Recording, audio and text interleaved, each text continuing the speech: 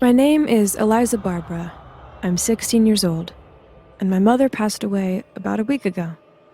I've started skipping school, and I've stopped talking to my friends.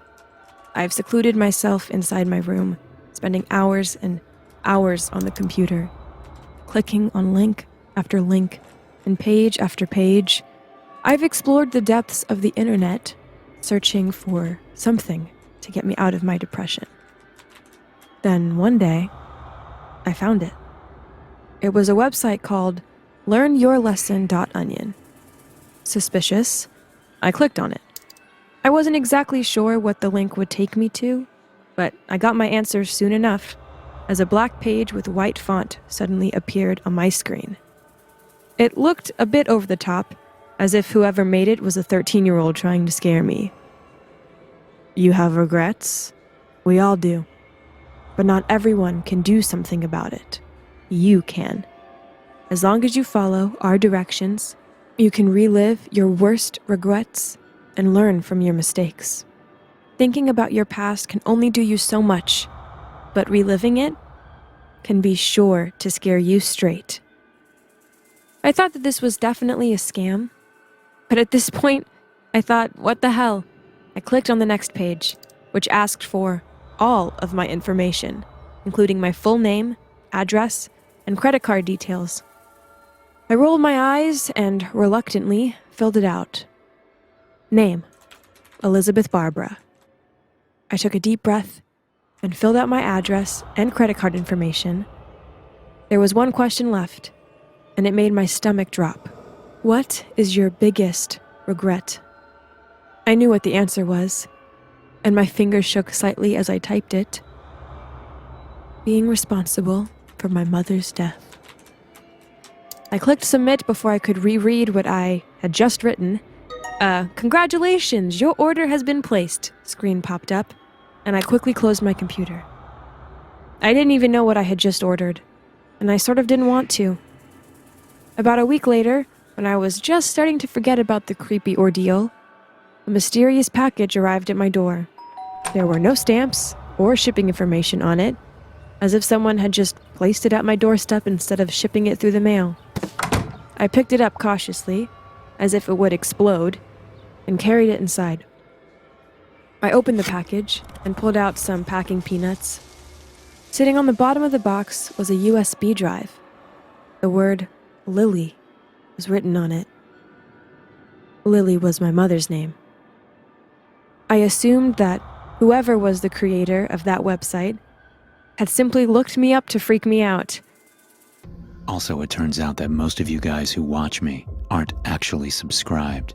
So if you like the content and want to support the channel, go ahead and hit the bell. It's free, and you can always change your mind later. I was a little bit shaken, but I decided to plug the USB drive into my old computer, just in case there was a virus or something on it. Better safe than sorry and all that. A video automatically began playing. I immediately recognized my party outfit. Neon blue crop top and torn black leggings. I felt like a 40-year-old as I realized that I looked like an idiot. I was wearing way too much makeup, and my hair looked like the 80s had thrown up on it. I watched with horror as I walked into the kitchen where my mother was eating something. Toast with avocado spread, I thought to myself, even though I couldn't see what she was eating in the video. It's funny how you remember things like that. Mom, can I go to Andrew's party? I asked. Eliza, you have school in the morning. But I'll be back by midnight. My decision is final, I'm afraid. I stomped off. I remember thinking, I hate you, over and over again.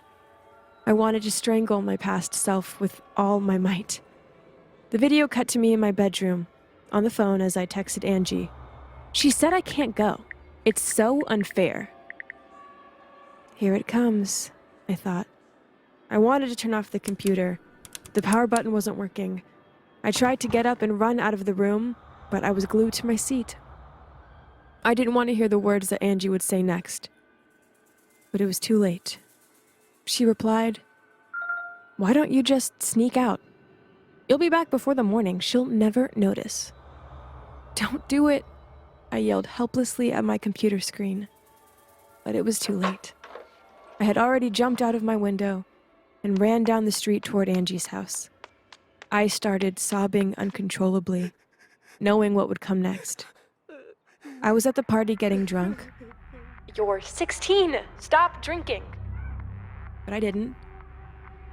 I threw back drink after drink and shot after shot. Had I really drank that much?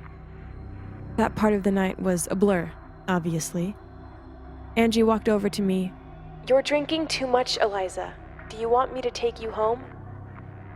Now, this is starting to feel familiar. "I'm fine," I assured her, even though it came out more like, fine.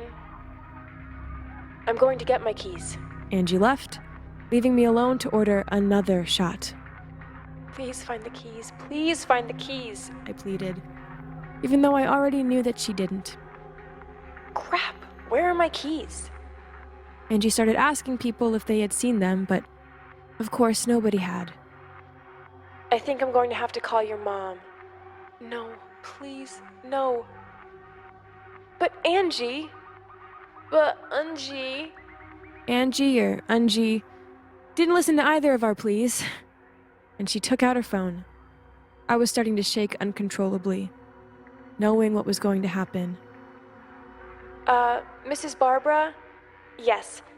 I'm sorry to wake you. Well, Eliza's here and... I know. I got her to come. It's my fault. She needs you to get her. Okay. Bye. I know. I'm sorry." Angie hung up, looking embarrassed and angry. "She'll be here in 5 minutes, Miss Party Girl. You'd better get yourself put together so she won't know you're drunk. You're in enough trouble as it is. And I am too." "I'm not drunk. Suddenly, the video switched over. I almost jumped with shock. I didn't even need to wait for the camera to focus. I knew who was on the other end of the screen. My mother looked absolutely pissed. She was muttering to herself, and she was still in her pajamas that she was buried in. I began whimpering like a scolded puppy as the Chandler Boulevard sign came into view. I saw the truck come into the rearview mirror, and I screamed at the top of my lungs for my mother to get out of the way. But it was too late. You know how when you're watching a movie and you start screaming at the characters to not do something, even though you know that they can't hear you? Well, that's what I started doing. I'm embarrassed to admit that I actually started praying as well, as if God could rewind time. Once I saw the torn pink fabric, soaked red with blood, I knew it was hopeless. I felt so filled with despair that for a brief moment, I considered ending it all. I slapped myself to get the thought out of my mind. And when my gaze was once again brought back to the stained fabric, I started vomiting. I was vomiting even harder than the night I found out, and that was when I was falling off my feet drunk. Once I cleaned myself up, I looked back at the screen. Thank God the video had ended, but it was now displaying a black slide, like a PowerPoint presentation, written in a white font, which was now 10 times creepier than it was on the website, were the words, "Have you learned your lesson?" Thanks for watching, and don't forget to check out the Dr. No Sleep podcast available on Spotify, Apple Podcasts, and many more. There you will find a plethora of bone-chilling horror stories to listen to. Also, be sure to subscribe and turn notifications on to stay tuned for new videos.